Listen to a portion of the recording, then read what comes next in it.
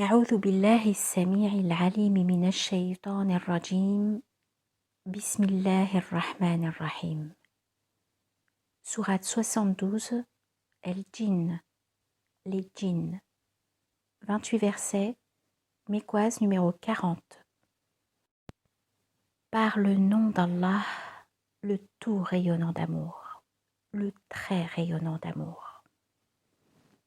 Dis, il m'a été inspiré qu'un groupe de djinns ont prêté l'oreille et dire alors, vraiment, nous avons entendu un Coran incomparable, conduisant à la rectitude.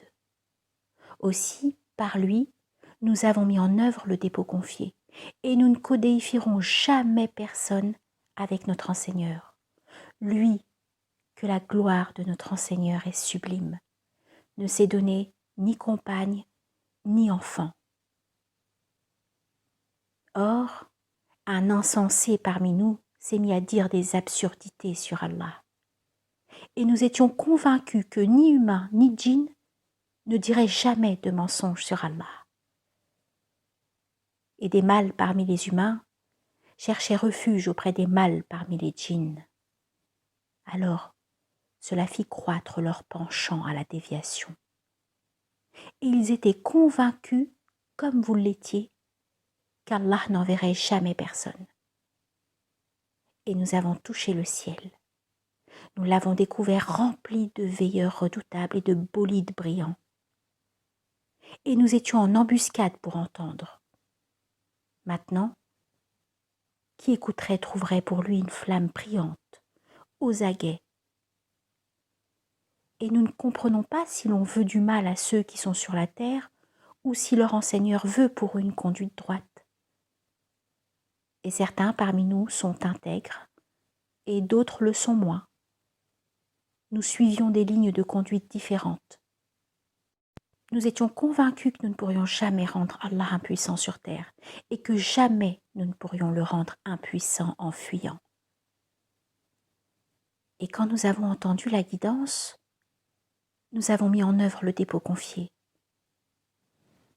Alors, qui par son enseigneur a mis en œuvre le dépôt confié ne craint ni dommage, ni déviation. Et parmi nous, certains se soumettent et d'autres usent de détours. Alors ceux qui se sont soumis ont choisi la droiture. Et quant à ceux qui usent de détours, ils deviendront le combustible de la géhenne. Et si dans leur ligne de conduite, ils avaient agi avec rectitude, nous les aurions abreuvés d'une eau abondante afin de les y éprouver. Et il conduira par degrés vers une dure correction qui se détourne du rappel de son enseigneur. Et les lieux de prosternation sont pour Allah. Aussi, n'invoquez personne avec Allah. Et quand l'adorateur d'Allah s'est dressé pour l'invoquer, il s'en fallut de peu qu'il ne se présente en foule contre lui. Dis, j'invoque seulement mon enseigneur, et je ne lui codéifie personne. Dis, vraiment moi, je ne possède ni le pouvoir de vous contraindre, ni de vous diriger. Dis, vraiment, jamais personne ne me protégera d'Allah. Or lui, je ne trouverai jamais de refuge, sauf par une transmission venant d'Allah et ses messages. Le feu de la géhenne, dans lequel indéfiniment ils demeureront à jamais, sera pour ceux qui désobéissaient à Allah et à son messager.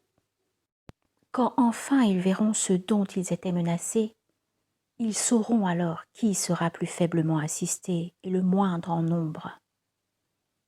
Dis, je ne sais si ce qui vous est promis est imminent ou si mon enseigneur y assigne un sursis. Connaisseur du mystère, il ne manifeste alors ce mystère à personne, sauf à celui qui l'agrée comme messager. Il chemine alors avec des veilleurs devant lui et derrière lui, afin qu'il sache si certains ont certes transmis les messages de leur enseigneur. Il cerne ce qui est en eux et fait le compte de toutes choses.